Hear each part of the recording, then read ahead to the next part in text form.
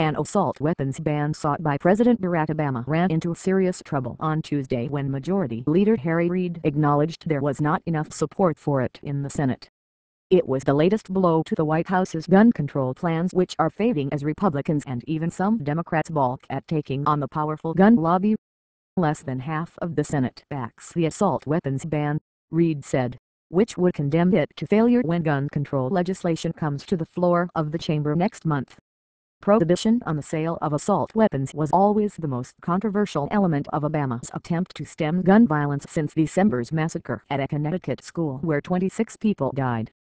Backed by a lobbying campaign from the National Rifle Association, many lawmakers argue that bringing back a ban that ran out in 2004 infringes Americans' constitutional right to bear arms.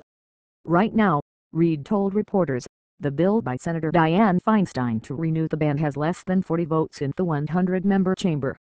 Other gun control efforts like universal background checks on people buying guns are also struggling in Congress, despite public anger at the Connecticut shooting and other massacres. Along with immigration reform, gun control is a top domestic policy priority for Obama at the start of his second term, and White House Chief of Staff Dennis McDonough refused to concede defeat on the assault weapons ban. "We're going to work on this.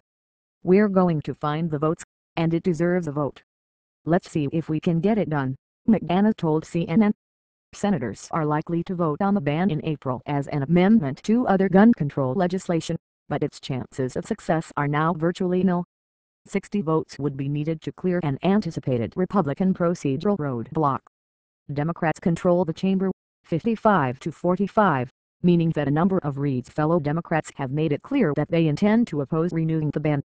Other Democrats who support outlawing assault weapons sales appeared resigned. Representative Carolyn McCarthy of New York said she would be disappointed if Congress refused to renew the prohibition. But there are many things that can be done to reduce gun violence, including restricting high-capacity magazines, strengthening background checks, stopping traffickers and improving school safety, McCarthy said. Watered down. The ban on assault weapons like the one used in the Connecticut shooting is one of 4 gun control bills that the Democratic-led Judiciary Committee has sent to the full Senate. A proposal to provide funding for school security is now the only gun violence measure sure to pass. 2 others face an unclear future. An effort to expand background checks on gun buyers has run into opposition from Republican lawmakers who fear that could be a first step toward registering gun owners. The other plan would make it a federal crime to purchase a firearm on behalf of someone who is barred from owning one, but critics of the measure complain that it is difficult for a gun seller to know who is allowed to buy the weapon and who is not.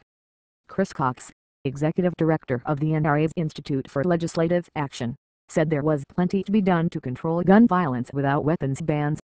"We look forward to working with members of Congress on securing our schools, reforming our mental health care system, and prosecuting criminals to the fullest extent of the law, proposals that will make a real difference," Cox said. Reid said he would bring gun control legislation to the floor of the Senate in April.